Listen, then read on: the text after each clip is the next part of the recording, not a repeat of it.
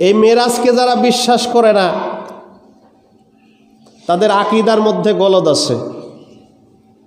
এই মিরাজকে যে বিশ্বাস করে না মূলত আল্লাহর নবীজির নূর তারা বিশ্বাস করে না। জোরে কোন কথা ঠিক কিনা? এই জন্য নবীজির নূরের প্রতি যাদের আকীদা নাই, যাদের আকীদার মধ্যে গলদ আছে যে আল্লাহর নবী রহমাতুল লিল আলামিন নূর না, আল্লাহর নবীজি মাটি, তাদের আকীদার মধ্যে গলদ আছে। কারণ মাটি হইলে ওই সেই সিদরাতুল মুনতাহারে যখন গেছে, যখন সপ্তম আসমান পার হয়ে যখন চলে গেছে, এরপরে কিন্তু জিবরাইল আলাইহিস সালাম বললে, ইয়া রাসূলুল্লাহ আমার আর যাওয়ার ক্ষমতা নাই, আমি যদি যাই আল্লাহর নূরের তাজাল্লিতে আমি জ্বলে পুড়ে ছারকার হয়ে যাব। ইয়া রাসূলুল্লাহ এখন আপনার যাওয়ার পালা। একবার জোরে বলি সুবহানাল্লাহ। তার মানে বোঝা গেল কি, এখানে জিবরাইলের নূর থেকে আমার নবীজির নূর মোবারক তার থেকেও দামি। সুবহানাল্লাহ কইতেন। এই জন্য আমরা যারা আহলে সুন্নাত আল জামাতের আকীদায় অন্তর্ভুক্ত আছি, আমরা মানি নবীজি নূর। আল্লাহর নবীজির জেসেম মোবারক থেকে শুরু করে আল্লাহর নবীজির মাথা থেকে পাও পর্যন্ত আমার নবীজি নূরের তৈরি। জোরে বলি সুবহানাল্লাহ। এই নূরের তৈরি যদি আমার নবীজি না হতেন, এই নূর যদি আমার নবীজি না হতেন, তাহলে এই মিরাজ করা সম্ভব হইতো না। অনেক বড় আলোচনা। এই জন্য আমাদের নবীজির নূর আমরা এক বিনা বাক্যে বিনা স্বার্থে আমরা বিশ্বাস করব রহমাতুল লিল আলামিন নূর, এর মধ্যে কোনো সন্দেহ। আল্লাহ বুঝার তৌফিক দান করুক। সকলে বলে আমিন। কাতা সোজা করে সকলেই সুন্নাত পড়ি। আলহামদুলিল্লাহ ইন্নাল হামদুলিল্লাহ আসসালাতু ওয়াসসালামু আলাইকা ইয়া রাসূলুল্লাহ। আসসালাতু ওয়াসসালামু আলাইকা ইয়া হাবিবাল্লাহ। আসসালাতু ওয়াসসালামু আলাইকা ইয়া সাইয়্যিদুল মুরসালিন। আসসালাতু ওয়াসসালামু আলাইকা ইয়া রাহমাতাল লিল আলামিন। ওয়া আলা আলিহি ওয়া আসহাবিহি ওয়া আউলিয়াহি মিল্লাতিহি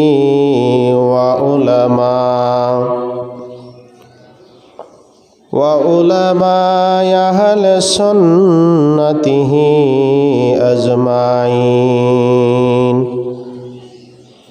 ফাকাদ ক্বালা আল্লাহু তাআলা ফি কালামিহিল মাজিদ ওয়াল ফুরকানিল হামিদ।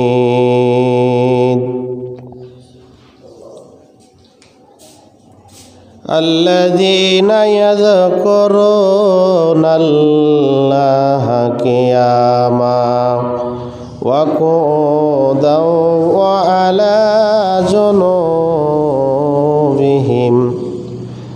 ওয়া ফি আয়াতিন উখরা ফি শানি হাবিবিহি ইন্নাল্লাহা ওয়া মালাইকাতাহু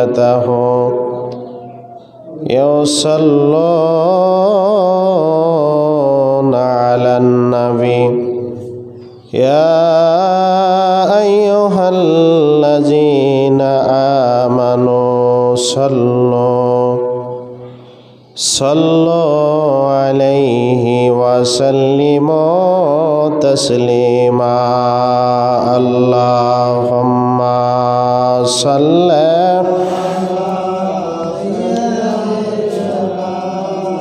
মাওলানা মুহাম্মাদ ওয়া আলা আলি সাইয়্যিদিনা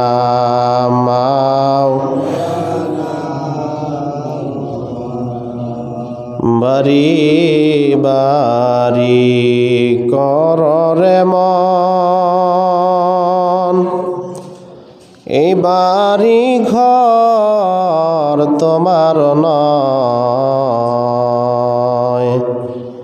কবর যে তোর আসল বাড়ি, সেই বাড়ি তো তোমার হয়। আল্লাহুম্মা সাল্লি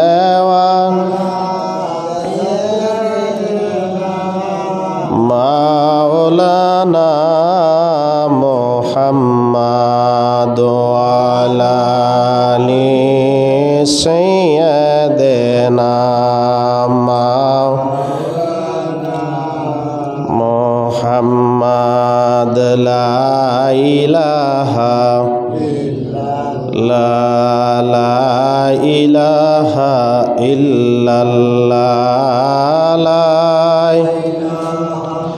ইল্লাল্লাহ মুহাম্মাদ রাসূলুল্লাহ।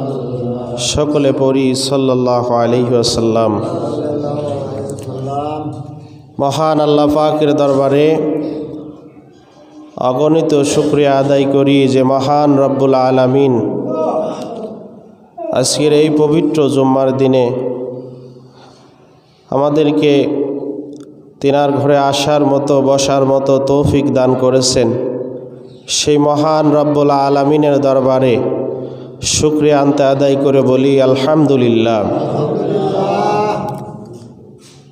অগণিত দুরূদ সালাম পেশ করি প্রিয় নবীজির রওজা মোবারকে, লক্ষ কোটি কদম মুছিয়া আরজ করি আমার আকা আপন মুর্শিদের পুত পবিত্র কদম মোবারকে উপস্থিত দিনদার মুমিন মুসলমান, আল্লাহর ঘরে যারা হাজিরা দিয়েছেন সবার প্রতি আমার আন্তরিক সালাম। আসসালামু আলাইকুম ওয়া রাহমাতুল্লাহি ওয়া বারাকাতুহু। রজব মাস, মেরাজের মাস। আল্লাহর হাবিব রাসূলে পাক সাল্লাল্লাহু আলাইহি ওয়াসাল্লাম এই মাসের 27 তারিখে মহান আল্লাহ পাকের সঙ্গে দিদার ইলাহি করেছেন। আমার আল্লাহ পাককে তিনার চক্ষে আমার আল্লাহর দিদার লাভ করেছেন। একবার জোরে বলি সুবহানাল্লাহ।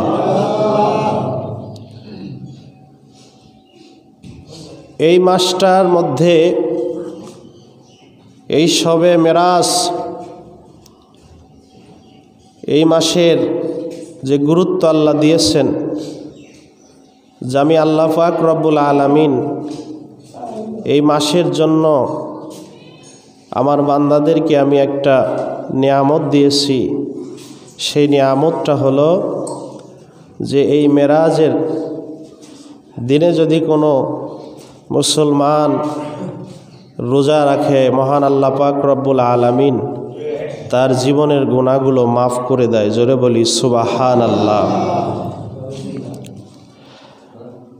আর আল্লাহর কোনো বান্দা যদি এই মেরাজের রজনীতে রাত্র জেগে জেগে আল্লাহর ইবাদত বন্দেগী করে, মহান আল্লাহ পাক রব্বুল আলামিন তার উপর খুশি হয়ে তাকে আল্লাহ পাক জান্নাতুল ফেরদৌস নসিব করে। জোরে বলি সুবহানাল্লাহ।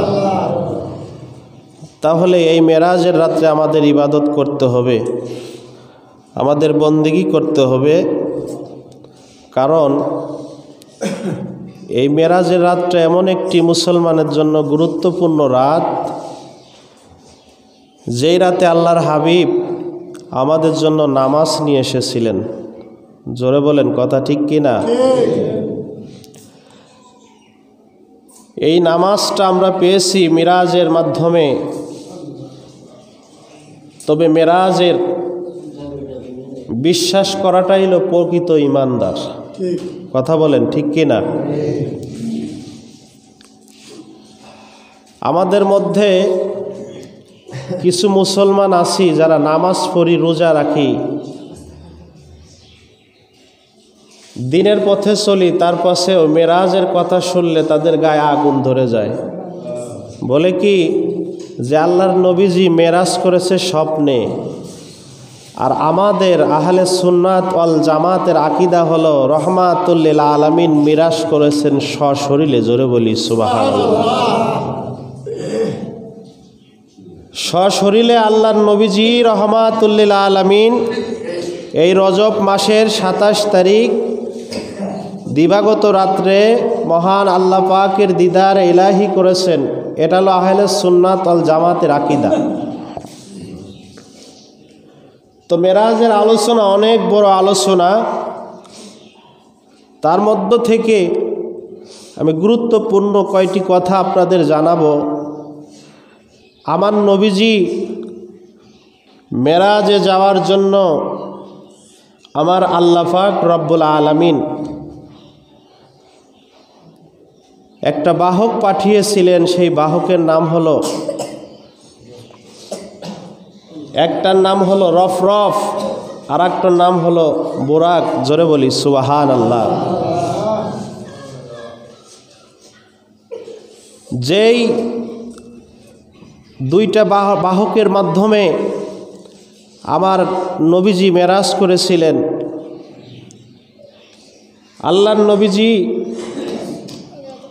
আরব থেকে সেই মুসলমানদের প্রথম কাবা মসজিদে আকসার মধ্যে আমার নবীজি গেলেন, যা দেখলেন সমস্ত নবীগণ মসজিদে আকসার মধ্যে হাজিরা দিয়েছে। জোরে বলি সুবহানাল্লাহ। এরই ধারাবাহিকতায় আল্লাহর নবীজি সেখানে উপস্থিত হইলেন। উপস্থিত হয়ে সমস্ত মসজিদ ভর্তি, কোনো জায়গা নাই, একটা জায়গা ফাঁকা আছে। সেই জায়গাটা হলো ইমামের জায়গা। সুবহানাল্লাহ। পুরো মসজিদ 1,24,000 পয়গম্বর, মতান্তরে 2,24,000 পয়গম্বর মসজিদ আকসার মধ্যে কাতার দিয়ে বসে আছে। আল্লাহর নবীজিকে জিব্রাইল আলাইহিস সালাম নবীজিকে নিয়ে যখন মসজিদে আকসার মধ্যে আসলেন, তখন সমস্ত নবীগণ আমার নবীজির আগমনে দাঁড়ায় গেলেন। সুবহানাল্লাহ। সমস্ত নবীগণ নবী দেখে দাঁড়িয়ে গেলেন। তার মানে দাঁড়ানোটা এটা বেদাত না, এটা রাসূলদের, আম্বিয়ায়ে কেরামদের এটা সুন্নত। সুবহানাল্লাহ। একজনকে সম্মান জানানো, একজনকে ভালোবাসা শ্রদ্ধা জানানো, এটা রাসূলদেরই একটা আদর্শ, ঠিক কি না? রহমাতুল লিল আলামিন যা দেখলেন মসজিদ আকসার মধ্যে সমস্ত আম্বিয়ায়ে কেরাম, সমস্ত নবী রাসূল উপস্থিত হয়ে গেছে। আল্লাহর নবীজি জিব্রাইলকে জিজ্ঞাসা করলেন, ভাই জিব্রাইল, আমাকে কোথায় নিয়ে আসছো? নবীজি জিজ্ঞাসা করার পরে জিব্রাইল ডাক দিয়ে বললেন, ইয়া রাসূলুল্লাহ, আপনি এখন মসজিদে আকসার মধ্যে আছেন। আচ্ছা, আপনাদের কাছে প্রশ্ন করি, আমার নবীজি মসজিদে আকসা চেনে কি চিনে না? তারপরেও প্রশ্ন করল, এইটার নাম হলো শরীয়ত। সুবহানাল্লাহ। এই যে শরীয়তটা হলো, এই যে আমরা 5 ওয়াক্ত নামাজ আদায় করতে এসেছি, রাসূলের তরিকা অনুযায়ী আমরা এখানে নামাজ আদায় করব, এইটা হলো শরীয়ত, ঠিক কিনা? এইটা শরীয়ত।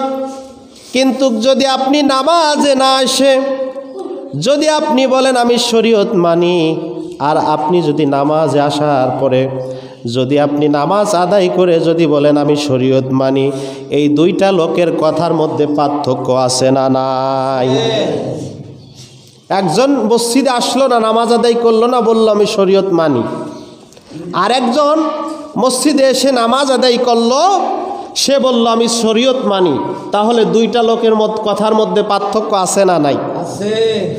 এখন আপনার বিবেকের কাছে প্রশ্ন করেন, কার কথা সঠিক? যে ব্যক্তি মসজিদে এসে নামাজ আদায় করলো, নামাজ আদায় করার পরে বলল আমি শরীয়ত মানি, সেই ব্যক্তির কথাটাই সঠিক, ঠিক কি না? আমার নবীজি মসজিদ আকসার মধ্যে যখন গেলেন, সমস্ত মসজিদ ভর্তি, কোনোখানে কোনো জায়গায় কোনো ফাঁকা নাই, একটা জায়গায় ফাঁকা। আমার নবীজি যেইখানে দাঁড়াবেন সেই জায়গাটার নাম হলো ইমামের জায়গা। জোরে বলি সুবহানাল্লাহ। জিব্রাইল ডাক দিয়ে বলেন, ইয়া রাসূলুল্লাহ, আপনি সামনে যান। বলল, সামনে যাব? বলল, হ্যাঁ, আপনি সামনে যান। আজকে আপনি সমস্ত নবীদের ইমাম হইয়া আপনি 2 রাকাত নামাজ আদায় করবেন। সুবহানাল্লাহ।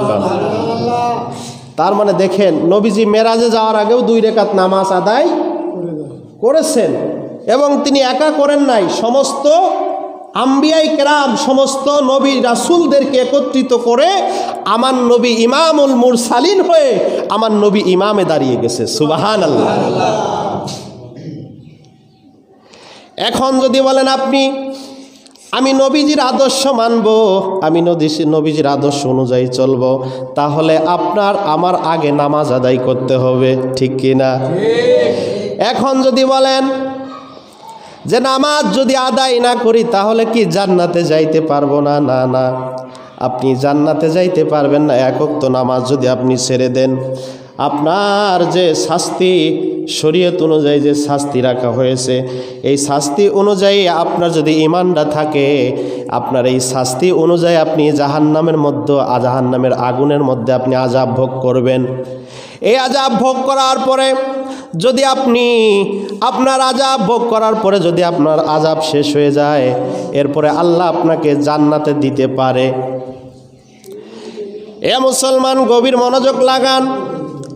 এই জন্য আল্লাহর নবীজি রহমাতুল লিল আলামিন সমস্তই আম্বিয়া, সমস্ত নবী রাসূলদেরকে নিয়ে যখন 2 রাকাত নামাজ আদায় করলেন, এরপরে আমার নবীজি জিব্রাইল আলাইহিস সালামকে নিয়ে যখন আমার নবীজি আগমন করলেন আকাশের দিকে আল্লাহর সাথে দিদারের জন্য, আকাশের দিকে যাওয়ার পরে প্রথম আসমানে যখন গেলেন, প্রথম আসমানে যাওয়ার পরে আল্লাহর নবীজি আর জিব্রাইল আলাইহিস সালাম প্রথম আসমানে যে যখন দাঁড়ালেন, দাঁড়ানোর পরে ওই আসমানের ফেরেশতারা জিজ্ঞাসা করল, আপনারা কারা? বলল, আমি জিব্রাইল। বলল, আপনার সাথে কে এসেছে? বলল, রহমাতুল লিল আলামিন। সুবহানাল্লাহ। বলল, আপনাদের কি দাওয়াত করা হয়েছে? জিব্রাইল বলল, জি, আমাদের দাওয়াত করা হয়েছে। এইখানে একটা হাকিকত লুকানো আছে, হাকিকতটা হলো, একটু মনোযোগ দিবেন, কিতাবের মধ্যে আসছে, আল্লাহ পাক যাদেরকে, আল্লাহর নবী যেই রাস্তা দিয়ে প্রথম আসমানের যেই রাস্তা দিয়ে আল্লাহর নবীজি মেরাজে যাবেন, ওই রাস্তা দিয়ে কোনো নবী রাসূল, কোনো ফেরেশতা পর্যন্ত ওই রাস্তা দিয়ে প্রবেশ করতে পারে নাই।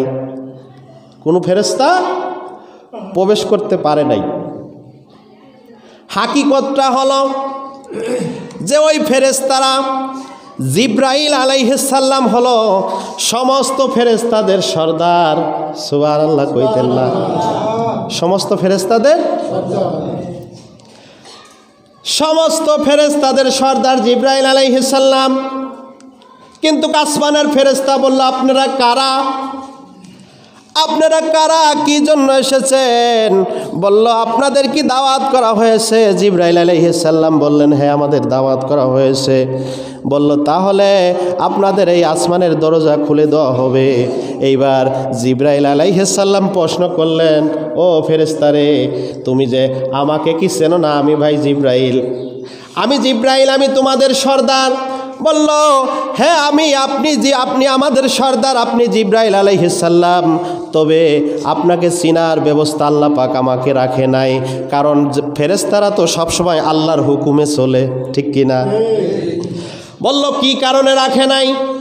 বলল, কারণটা হলো, আমাদের যেই দরজার মধ্যে আমাদের আল্লাহ পাক ডিউটি দিয়েছে, আল্লাহ রাব্বুল আলামিন এই ডিউটিতে আমাদের বসায় রেখেছে আরো 1000 বছর আগে। সুবহানাল্লাহ কোন। বলল, এই রাস্তা দিয়ে আল্লাহ পাক কাউকে এই রাস্তা দিয়ে প্রবেশ করান নাই। কোনো ফেরেশতাও এই রাস্তা দিয়ে যায় নাই, কোনো নবী রাসূল যায় নাই। অথচ জিব্রাইল আলাইহিস সালাম এই আসমানের রাস্তা দিয়ে আল্লাহ পাক রব্বুল আলামিন একবার করেও যদি আল্লাহ পাক দুনিয়াতে জিব্রাইল পাঠায় তাহলেও 1,24,000 পয়গম্বর 1,24,000 পয়গম্বরের কাছে যদি একবার করে আসে, তারপরেও জিব্রাইল আলাইহিস সালাম 1,24,000 বার এই পৃথিবীতে এসেছে। 1,24,000 বার এই পৃথিবীর জমিনে এসেছে। অথচ আমার আল্লাহ পাক রব্বুল আলামিন আমার নবীকে নেওয়ার জন্য একটা পার্সোনাল দরজা আল্লাহ রেখে দিলেন, যেই দরজা দিয়ে আমার নবী ছাড়া আর কেউ প্রবেশ করবে না। সুবহানাল্লাহ কইতেন না? আরে এমন নবীর উম্মত আমরা হয়েছি, এমন নবীর উম্মত আমরা হয়ে দুনিয়াতে এসেছি যেই নবীজির সম্মান 1,24,000 পয়গম্বরের থেকেও বেশি। সুবহানাল্লাহ কোন? যেই নবীজিকে আল্লাহ পাক রব্বুল আলামিন এমন দিদার করেছেন মেরাজের রজনীতে, কোনো নবীকে দিদার করতে, কোনো নবী এইভাবে দিদার করতে পারে নাই। আপনারা জানেন যে মূসা আলাইহিস সালাম আল্লাহ পাককে দেখার জন্য দরখাস্ত করেছিল। আল্লাহ পাক রব্বুল আলামিন মূসাকে বলছিল লান তারানি, না তুমি আমাকে দেখতে পারবা না। মূসা আলাইহিস সালাম একটু রাগী নবী ছিল, একটু মেজাজটা করা ছিল। মূসা বলে, আল্লাহ কেন আমি দেখতে পারবো না? আমাকে দেখা দিতেই হবে। আমার আর অন্তরের মধ্যে শান্তি লাগে না আমার খেজুর গাছের সাথে কথা বলার জন্য। কারণ মূসা আলাইহিস সালাম যখন আল্লাহর সাথে কথা বলতো তখন খেজুর গাছের আগার মধ্য থেকে আওয়াজ বের হইতো, এই জন্য খেজুর গাছ রস দেয়। জোরে বলি সুবহানাল্লাহ। এই জন্য কি করে খেজুর গাছ রস দিয়ে থাকে, এই রস আমরা পান করি। এটা আল্লাহর একটা নেয়ামত। এ প্রিয় মুসলমান, আমি ওদিকে যাব না, সময় অতি সংক্ষিপ্ত। মূসা আলাইহিস সালাম আল্লাহ পাককে দেখতে চাইলেন। আমার আল্লাহ কয়, না না লান তারানি, না বান্দা, ও আমার বন্ধুরে তুমি দেখতে পারবা না রে মূসা। ও মূসা তুমি দেখতে পারবা না, কিন্তু আমার নবীকে আল্লাহ পাক রব্বুল আলামিন দেখার জন্য সেই আল্লাহ পাক সিদরাতুল মুনতাহার পাড়ে দিয়ে আল্লাহর নিকটতম কাছাকাছি নিয়ে যা আল্লাহ দেখাইলেন। জোরে বলি সুবহানাল্লাহ। তার মানে কি বুঝলেন?